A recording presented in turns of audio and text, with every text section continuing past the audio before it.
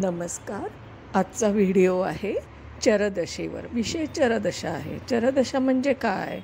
तर बदलणारी, सतत बदलते.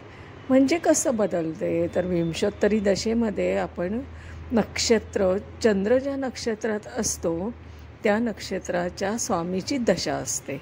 मग ती फिक्स असते. 7 वर्ष जसं केतूची असते, सो ऑन. तर काय होतं की आपण जेव्हा त्याचं कॅल्क्युलेशन करतो त्यावेळेस आपल्याला अंतर्दशा, विंशोत्तरी दशेमध्ये अंतर्दशा, प्राणदशा, सूक्ष्मदशेपर्यंत जावं लागतं. पण चरदशेचं वैशिष्ट्य असं आहे की त्या राशीच्या दशा असतात.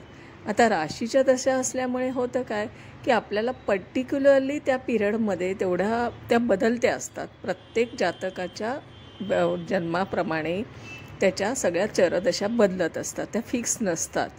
तो जो पिरियड आहे तो आपल्याला कॅल्क्युलेट करता येतो आणि तो केल्यानंतर आपल्याला त्याचा विचार करता येतो प्रिडिक्शनसाठी, आणि ते प्रिडिक्शन पिन पॉईंट येतं. ह्याच्यामुळे काय होतं की आपले जे श्रम आहे ते वाचतात. एवढं कॅल्क्युलेशन करूनसुद्धा आपण जर पिन पॉईंट प्रिडिक्शनला जात नसू तर माझं सजेशन असं आहे की चरदशा वापरावी. आता चरदशा शिकायची असेल तर माझ्या क्लासला जॉईन करा. मी चरदशेवरच प्रिडिक्शन शिकवते आणि तेही मी ज्या तुम्ही कुंडली आणाल, जन्मकुंडली समोर आणाल त्या प्रश्नाचं मी प्रिडिक्शन शिकवते. त्याच्यामुळे आपल्याला कॉन्फिडन्स वाढतो आणि आपण त्या कॉन्फिडन्सने ती कुंडली सोडू शकतो चरदशेच्या आधारावर. तर विंशोत्तरी दशा न वापरता चरदशा कशी यूज करून आपण प्रिडिक्शन करू शकतो हे शिकण्यासाठी तुम्ही माझ्या क्लासला जॉईन व्हा.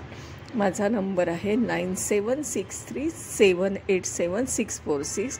Manisha Chavan, Aditya garden city, Warje, Pune. धन्यवाद.